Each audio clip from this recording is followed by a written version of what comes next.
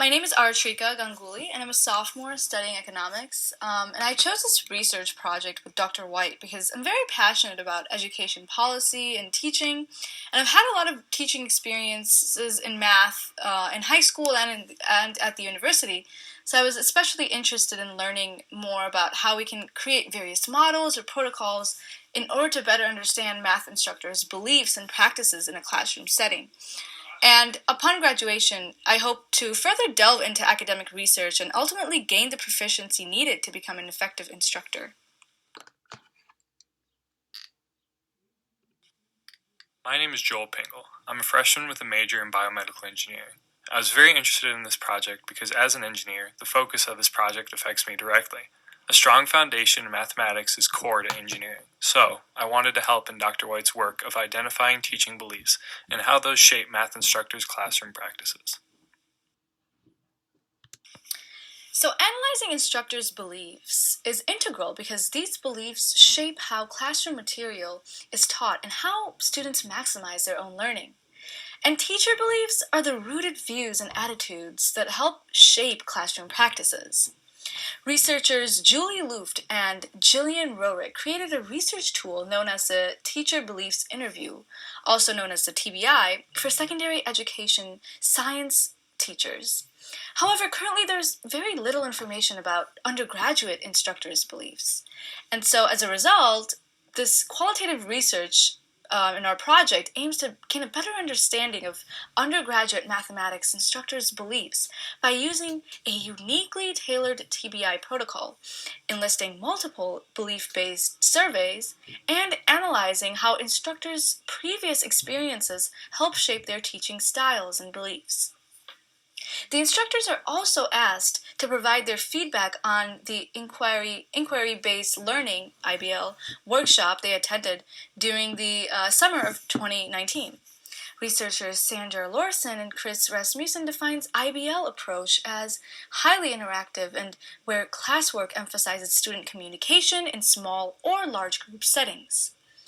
The interview instrument created during our research will be a major protocol in future studies for postdoctoral mathematics instructors and graduate students to understand how professional experiences affect teaching beliefs and classroom practices. As already mentioned, this year our project is a pilot study to adapt the teaching beliefs interview to the college math instructor level. You can see the specific questions we work to answer and how they pertain to making the TBI work for our context. After working with the TBI for a period of time, we realized we needed to reshape the TBI or create our own tool. To dive deeper into the challenge of creating our own tool, let's look better in detail at the TBI, how it was defined, and how it was used previously. Julie Luft and Julian Rory created a tool called the Teacher Beliefs Interview. It is a protocol for interviewing secondary education science teachers. Within this protocol is a set of open-ended interview questions with the purpose of revealing teacher beliefs. Luft and Rorig investigated teacher beliefs because these beliefs are widely thought to shape teacher practices and teaching methods. It is worth mentioning that surveys investigating classroom practices exist, but they do not probe deeply into teacher beliefs like interviews defined by the TBI do. Another reason why the interviews are favorable is that surveys also seem subject to social desirability bias, which is when the survey takers lean towards one type of answer because they feel it is the right one. Luft and Roig asked these open-ended questions in the interviews. How do you maximize student learning in your classroom? How do you describe your role as a teacher? How do you know when your students understand? In the school setting, how do you decide what to teach and what not to teach? How do you decide when to move on to a new topic in your classroom? How do your students learn science best? How do you know when learning is occurring in your classroom? The researchers focused on teacher epistemologies and probed the beliefs of beginning and experienced teachers. They wanted to make the teachers' beliefs visible, so they constructed their questions to do this. For our purposes, we changed a few of the questions right away. For example, we changed the subject of science to math and the word teacher to instructor. Also, we eventually cut down to 3 questions from the original 7. We will discuss the process of doing this and the questions we arrived at in a later slide. Luft and Roig successfully conducted the interviews under the TBI protocol and created 5 categories to classify types of responses to the questions. They converted these categories to a score, and the score is tracked over time. The 5 categories were created to classify the instructor's answers and define the types of beliefs instructors had. They were traditional, instructive, transitional, responsive, and reform-based. The following slides go into each of the 5 categories given here in more detail. Quotes representative of each category are highlighted with italics. Traditional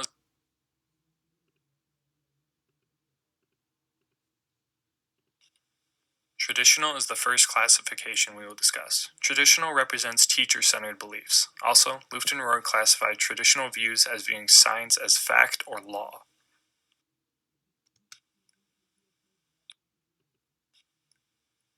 Instructive is the next category we will look at. Instructive beliefs are also defined as teacher-centered beliefs. Instructive is similar to traditional, but is slightly more focused on the student. The teacher wants to provide experiences for the student. Next, we will look at transitional. As described by Lufton Rohr, transitional responses reflect a view of students that focuses on primarily behaviorist and affective attributes of students, not always the cognitive involvement. Beliefs in the transitional category view science as consistent, connected, and objective. Now let's look at responsive. The responsive category is one of 2 categories that reflect student-centered beliefs. This category of responses aligns more strongly with inquiry-based learning practices. The last of the 5 categories is reform-based. Reform-based responses also reflect student-centered beliefs. Reform-based responses view science as a dynamic structure in a social and cultural context. Regarding the categories used to classify interview answers, we wanted to create something similar with the beliefs of mathematics instructors at the University of Michigan. We based our work upon this TBI instrument and investigated whether or not it would work in our desired setting. Ultimately, we knew we had to alter the TBI for our desired purpose. In the next few slides, we will discuss our methods and eventually how we arrived at the new tool. So here we'll provide an overview of some of the major steps that led up to our final adaptation of the TBI protocol for college mathematics instructors. So to start off, Dr. White went through the Institutional Review Board, the IRB protocol, and created the project description. We'll then discuss how we collected our open response survey data from the IBL workshop in August 2019, and how we used these TBI coding schemes to assign the TBI scores. And so the open response survey was basically the 7 TBI questions that we mentioned earlier. We will also talk about how we specifically chose our participants for the TBI interviews based on the scores from our August data. We'll also show an example category from the original TBI protocol and how we could not really fit the instructor's answers into specific categories. So thus we'll discuss how we ended up choosing 3 out of the 7 TBI questions to ask our college math instructors. Next, we will show an example of how we worked and thought about how to revise our new interview protocol while using a qualitative data analysis software called NVivo. And finally, we will describe how we organized our adaptation of the TBI template and compared this adaptation to that of Lufton Rohrig's. So now we will go into more detail on a few of these parts of the process in the next few slides. So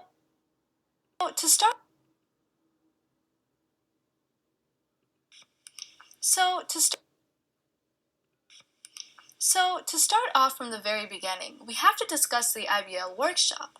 But before we can talk about the IBL workshop, we have to understand what inquiry-based learning really means.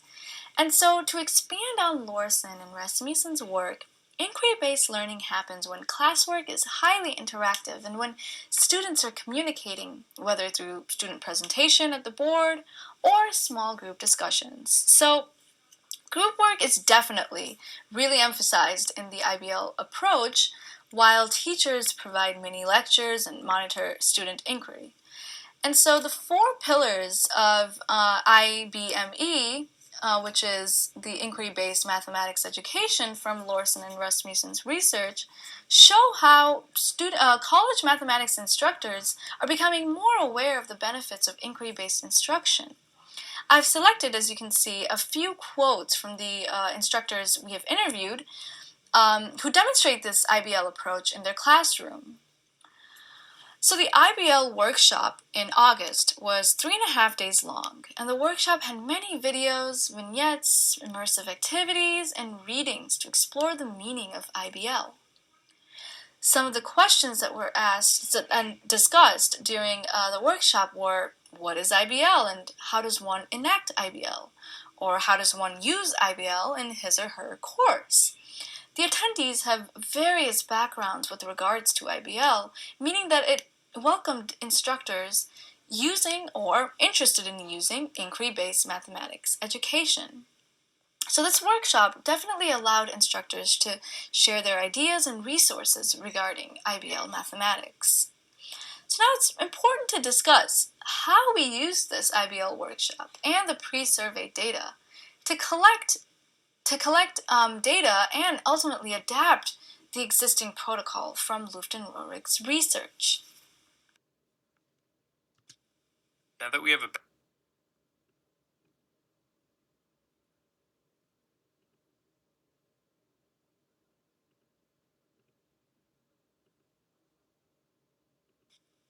Now that we have a better understanding of what IBL is, we can start discussing our methods. We should start at the very beginning. 25 instructors attended an IBL workshop in August of 2019. 16 of these attendees filled out a survey before the workshop. The survey asked the 7 TBI questions, and survey participants provided open-ended written responses. Using the TBI coding scheme, we assigned the TBI categories and scores on the August data. For example, a traditional response was given a score of 1, while a reform-based response received a score of 5. We reached a consensus on all responses except 4. One person had 2 responses that did not provide enough information, and 2 other attendees each had 1 response that did not provide enough information. So these answers were left out of the scoring. Only questions 1 through 5 were scored, as questions 6 and 7 did not provide additional information. Then each instructor's scores across all 5 questions were averaged. Based on the averages of the instructors' TBI survey scores, we asked a wide range of instructors to be interviewed. The pre-workshop survey data serves several purposes. Firstly, it helped us figure out that we wouldn't get much out of asking 7 questions, so that's why we pared it down to 3. Secondly, it helped us anticipate follow-up questions, such as asking an instructor to explain their answers further. Thirdly, it helped us select our sample of interviewees. And lastly, it also helped in a simpler setting for us to understand to some extent that the original TBI categories would not work for our sample. The next slides will discuss the interview participants. As mentioned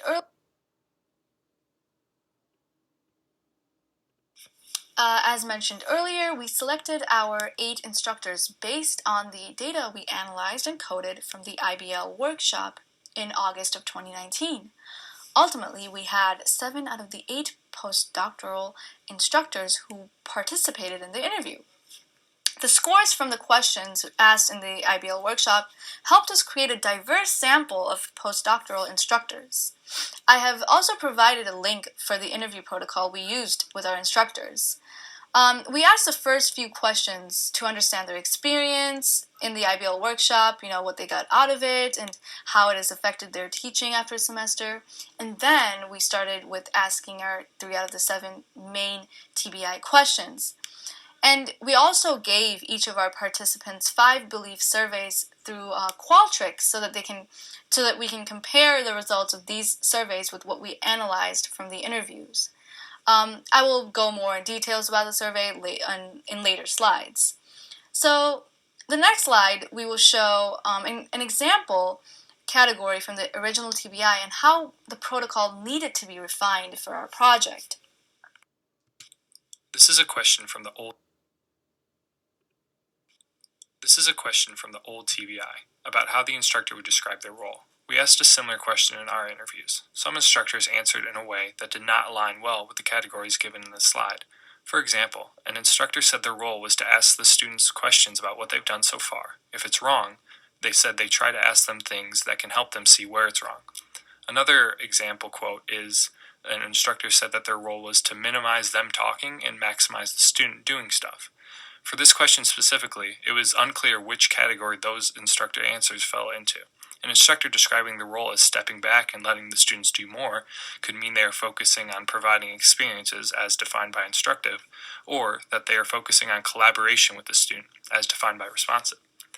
Similar situations occurred with other questions too, where the instructor's answers did not fit into the categories given by the TBI. Because of this, we knew we had to redesign the categorizing and quote-unquote scoring of the answers to better fit our context.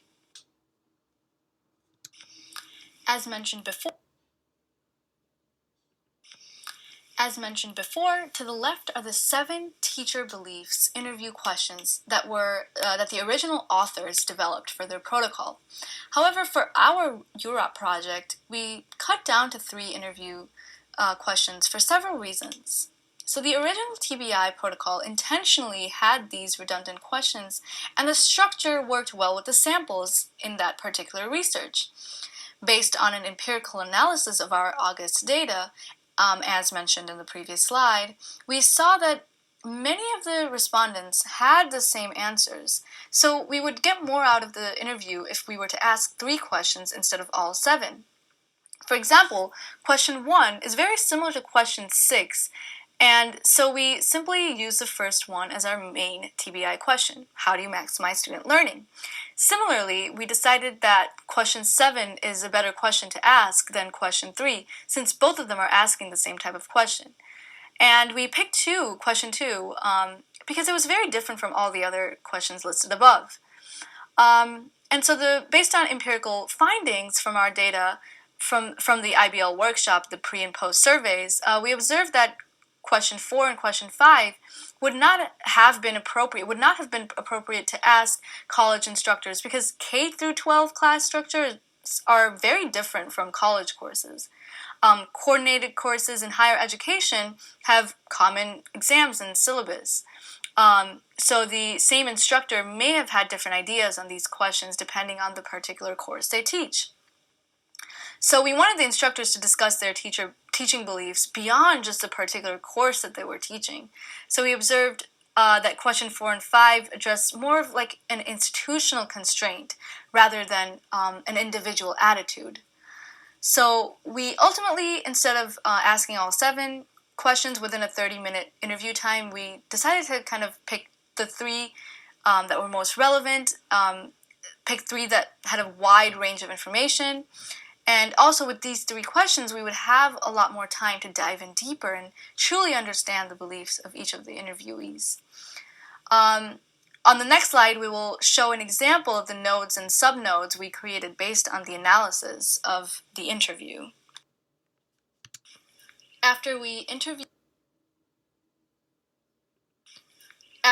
interviewed our instructors, we transcribed each interview using artificial intelligence and read through each of the transcriptions multiple times to make sure every word was clear and the instructor's answers made sense. So the automated transcription definitely made the research process much faster. So here's a sample picture of our organized codes based on the interviewees' responses. On the left, you can see one of our transcribed interviews, and on the right are the various categorization based on specific responses made by the instructor. We used open coding scheme, where we categorized responses from the instructors and found certain themes that stood out from the interviews. So the process of NVivo was more used to understand the method of analyzing the data that is already given to us. After coding the interviews on NVivo, we put each of these questions we asked, question 1, question 2, and question 3, in different nodes and created specific subnodes and worked through how to find parallels between all these 3 questions.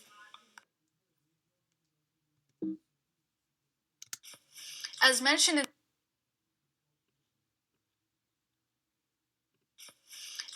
in the previous slide, after analyzing our responses, we wanted to find clear pattern across all 3 questions. So we created sticky notes on Jamboard and organized them carefully from the categories that we created.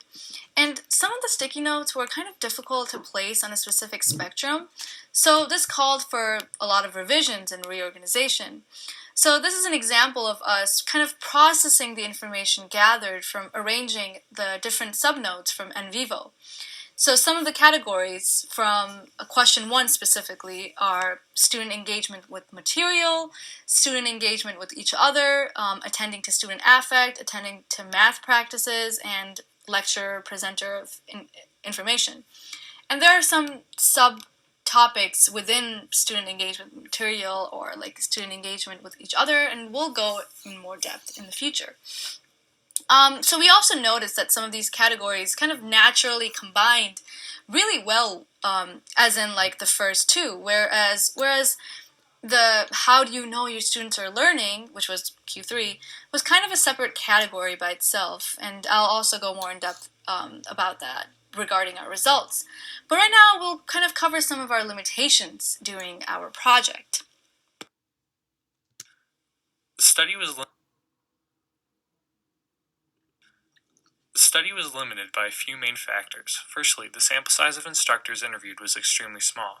We only had the opportunity to interview 7 postdoctorate instructors. The individuals we interviewed provided insightful data, but a larger sample size would have provided even more information and would have helped in the process of generalizing the tool for widespread use. Secondly, all of the instructors interviewed in the study were postdoctoral assistant professors at the University of Michigan. Thus, we did not get the chance to interview more experienced professors. In their research with the TBI, Luftenroig noted that there may be a difference between the beliefs and practices of beginning teachers and more experienced teachers. Finally, all of the participants in the study were also attendees of the summer IBL workshop. Although it is wonderful that they attended the workshop, our sample space was biased. That is, they all have experience working with IBL. The question of how extensive are our results and how well do they cover the complete spectrum of profiles of instructors must be raised. So this brings us to our results. These teaching profiles emerged in the coding of our 7 postdoc interviews, and the profiles actually became even more robust when we used the coding scheme to code our 8 graduate student instructors' interviews. So the 4 teaching profiles that emerged were equity, attendant, facilitator, stand back, and traditional. And as mentioned earlier, while coding, we realized that there were many similarities in the subnodes, and the same types of categories were emerging between Q1 and Q2. So we decided to kind of group those 2 questions together and separate question 3, which asked, how do you maximize student learning? And also the n equals 15 meant that in total there were 15 instructors' response that we took into account. The 7 from the postdocs and 8 from GSIs. So one major theme that we observed is the fact that instructors do fall into more than just one category, which is why when looking at the n equals 6 and n equals 7 for Q1 and Q2 respectively, we see that some of the instructors fell under more than just that particular category. So that is why right there we have some overlap. Also, the stand back category is a very good example of this, where we see that although Q1 is n equals 15, Q2 is n equals 5, which clearly shows this overlap. To describe the first categorization, the attendant, here the instructors are attending to group dynamics, and when an instructor attends to student affect, he or she sets a certain mindset for the students by cultivating their attitudes and beliefs about themselves as students who do math. And attending to the individualized learning means that instructors understand that learning depends on a certain type, on the certain types of students. So like there is no one size fits all. And so as a facilitator, in order to maximize student learning, the instructor's role is to facilitate student engagement with the classroom. So this would also include instructors giving hints or tips, asking questions, selecting specific tasks, so basically providing structure. So the standing back category suggests that the instructor maximizes students doing things while the instructors kind of stand back. So group work is also a major component in this category.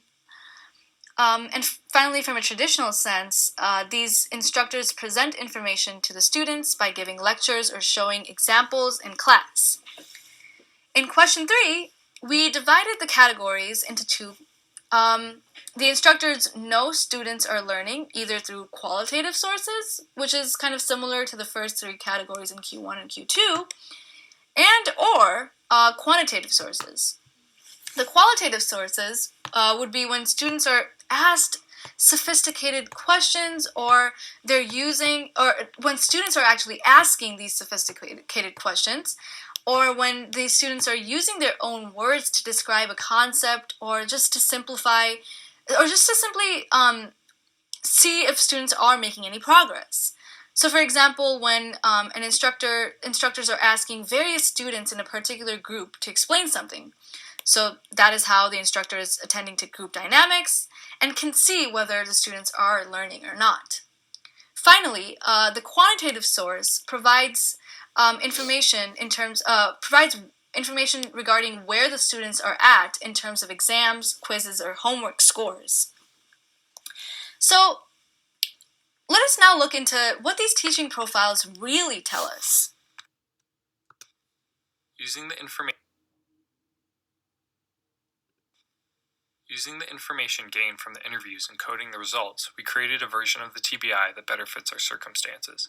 First, let's look into how our instrument compares to the original TBI. The traditional profile in our instrument has a direct match in the TBI. The TBI interpretation of traditional carried over very nicely to our context. The facilitator profile has overlap with the responsive and traditional categories from the TBI. Lastly, the stand back profile from our instrument does not have a parallel in the TBI instrument. This difference is likely due to the fact that the instructors we interviewed all taught IBL-focused courses, so standing back was more familiar to them and was possibly a teaching practice they employed. As mentioned earlier, 4 profiles emerged from the interview data to classify instructors. An important note is that our work may be finding categories for IBL-focused instructors. Because all of the instructors we interviewed used IBL practices, their answers may only represent a certain subset of instructor beliefs and practices. Their profiles may only be slightly or vastly different from instructors who utilize more standard practices. We also found some instructors exhibited beliefs of 2 profiles. These profiles were not mutually exclusive. We propose that it is possible for an instructor to hold more than one profile. For example, one of the graduate students we interviewed exhibited beliefs of multiple profiles. That instructor said that part of their role was disseminating knowledge, which aligns much more with the traditional profile, but they also said when speaking about their teaching strategies that it depends on the student, which corresponds to the attendant profile. The trend of aligning with more than one profile did not just occur within the graduate students. The postdoctorate instructors spoke about standing back but also being a facilitator in the classroom. For example, one instructor said, "I tend not to lecture much," but also spoke about how they facilitate student learning by providing structure, putting the students in group, telling the students do this problem, and telling them, "Okay, you've done enough here, move on." Lastly, and more generally, the meaning of the differences between instructor beliefs, why they might have them, and how these beliefs lead to different student experiences are questions to consider. We propose the differences in instructor beliefs stem from their personal experiences, and different instructor practices can have a large impact on student learning and experiences inside and outside the classroom. I'm going to read several quotes from instructors that we interviewed, and I want you to imagine how it would be different to be a student in each of those instructors' classes. First, an instructor said, "I'm there and I'm giving lectures. I am presenting material to them." Next, an instructor said, "Most of what I'm doing is giving them something to do and then just trying to make sure that that is going in a productive way." Finally, an instructor said that their role is very much like an encourager, saying, "What you did here was great. I build confidence." I hope these quotes illustrated the different experiences students can have based on their instructors' classroom practices. Our goal in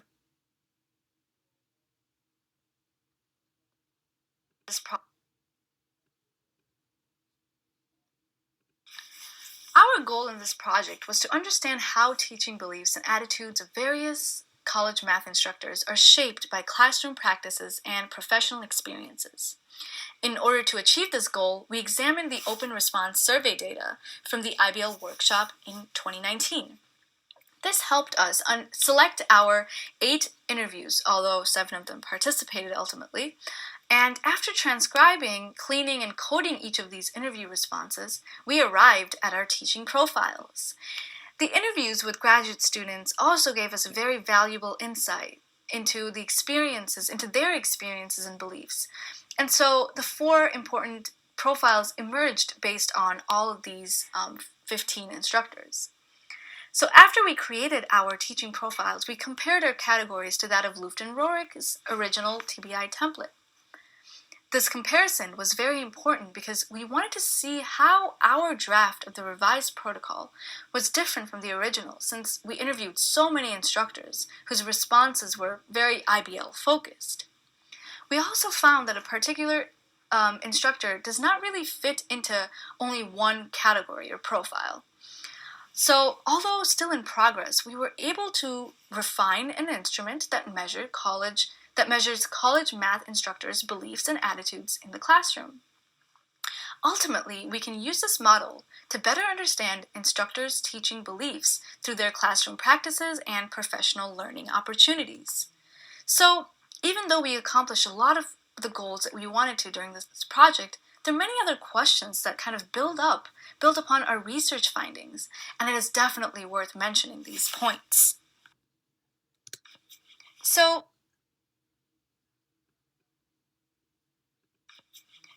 moving our focus into some future directions of this project, I believe that with more time to work on this research project, one of our goals is to investigate the discrepancy, if any, between information gained through surveying instructors and interviewing the instructors personally. So there were 4 surveys that we combined together into one 15 to 20 minute long survey for our instructors to complete after their interview.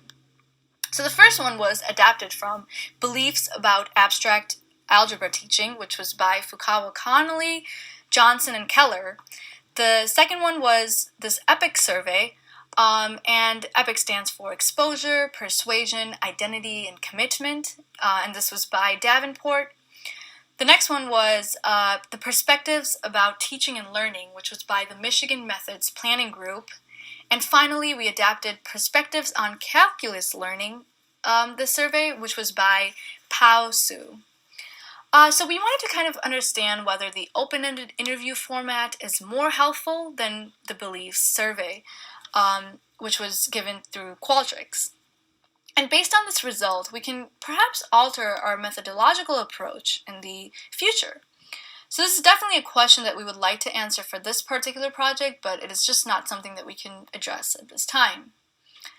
And the next one is based on Thomas Guskey's research. One of the major goals of professional development is to kind of observe changes and the bidirectionality of classroom practices and teacher beliefs. And so the model of teacher change presents this approach where changes in instructors' attitudes and beliefs change after they have seen improvement in student learning.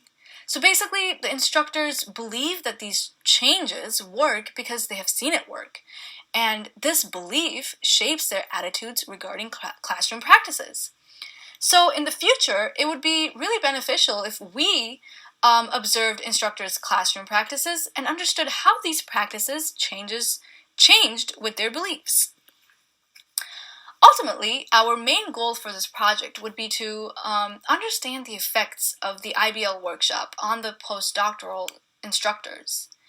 The other question that we would also want to explore is how GSI's teaching beliefs and practices have changed over time. Every year there are like 30 to 40 GSIs who start their math PhDs, and we kind of hope to ultimately understand how their beliefs and attitudes regarding teaching changes over time and how this relates to changes in their classroom. We would also like to know what exactly predicts these changes. We have interviewed and coded the GSI's responses for the study so that we can refine our own instrument for the GSIs in the future. This would definitely be an important resource for GSIs as they advanced in their professional career. Thank you so much for listening.